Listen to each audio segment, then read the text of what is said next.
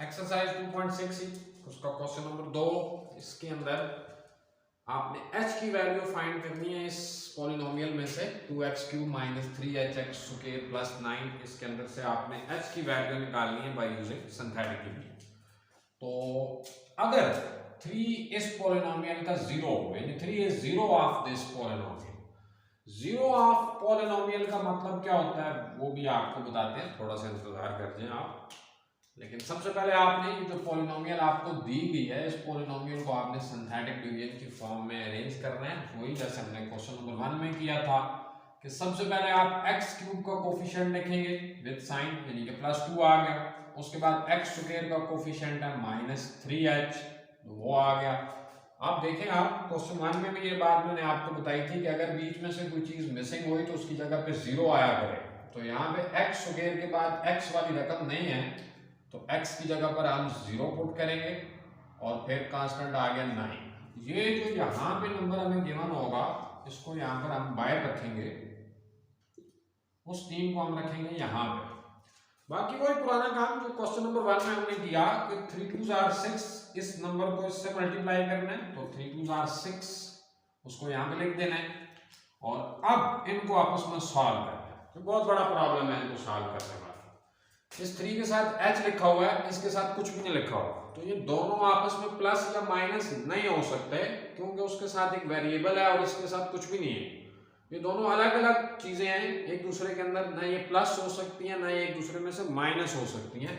तो मजबूरी ये है कि इनको बस यूं ही लिखना पड़ेगा, -3h प्लस, क्योंकि इसके साथ प्लस का साइन था तो वो प्लस आपको यहाँ पे लिखना पड़ेगा, +6। आप इनको आपस में ऐड नहीं कर सकते, आपके पास कोई ऐसी मशीनरी नहीं है कि आप इनको ऐड कर सकें, तो इनको यूं लिखना पड़ेगा। अब इस 3 को इसके साथ मल्टीप्लाई करना है, तो plus minus minus 3 multiplied with 3 9h, तो -9h और +6 3 आर 18, ये यहां पे आ गया। अब आपने इसको इसके साथ सॉल्व करना है, तो ये तो हम कर सकते हैं इसलिए कि ऊपर 0 है, हमें पता है कि 0 के अंदर कोई भी चीज ऐड हो या सब्ट्रैक्ट हो तो वही सब कुछ वापस आ रहा होता है। तो यहाँ पे सिंपली -9h + 18 आ जाएगा। अब फिर आपने इस 3 को इसके साथ सॉल्व करना है, तो -9 3 आर 27h, और जब ये वाला 18 इस 3 से मल्टीप्लाई होगा तो 54 आ जाएगा।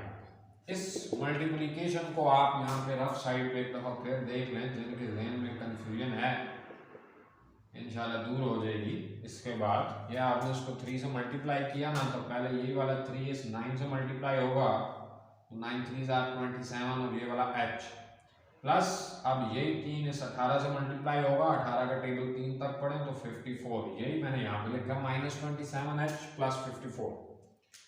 तो अब अगर आप गौर से देखें तो इसमें से ये वाला +54 और ये वाला +9 ये एक जैसे हैं, हम इनको आपस में सॉल्व कर सकते हैं। इसके नीचे ये आ गया +9, इसका कोई और पार्टनर नहीं है तो ये -27h ही होगा, और ये दोनों एक जैसे हैं तो इनको आपस में जमा कर सकते हैं हम, क्योंकि दोनों के साइन प्लस के हैं। 54 + 9 63, यानी अगर हम इन सब को सॉल्व करें तो यहाँ पे आ जाएगा -27h + 63। उम्मीद है कि यहाँ तक आप बात समझ गए। अब हम आते हैं कि जीरो ऑफ पॉलिनोमियल का मतलब क्या था। जीरो ऑफ पॉलिनोमियल का मतलब ये था कि अगर हम यहाँ पर 3 रखें, ऊपर ये पॉलिनोमियल हो, ये वाली रकम हो सारी, और यहां पर अगर हम 3 रखें तो जीरो ऑफ पॉलिनोमियल का मतलब यह है कि इसका रिमाइंडर 0 आना चाहिए था।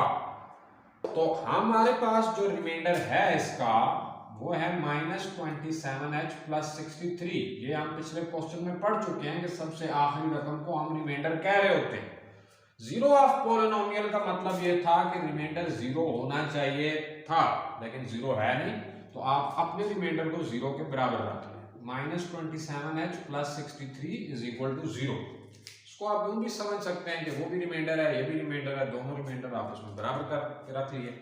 तो अब यहां से ये वाला 63 इधर प्लस है, इक्वल को उस तरफ जाकर ये -63 हो जाएगा, माइनस को अगर आप इस माइनस से उड़ा दें मतलब कि कैंसिल कर दें,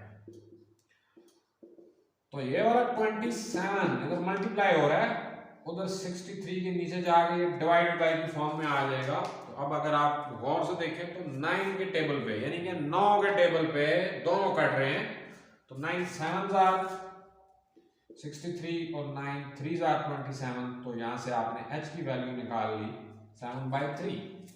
तो यूं सिंथेटिक डिवीजन को इस्तेमाल करते हुए आखिरकार हम अपने मिशन में कामयाब हो गए। और मिशन था क्या, h की वैल्यू फाइंड करनी थी और h की वैल्यू हमारे पास निकल चुकी है 7/3।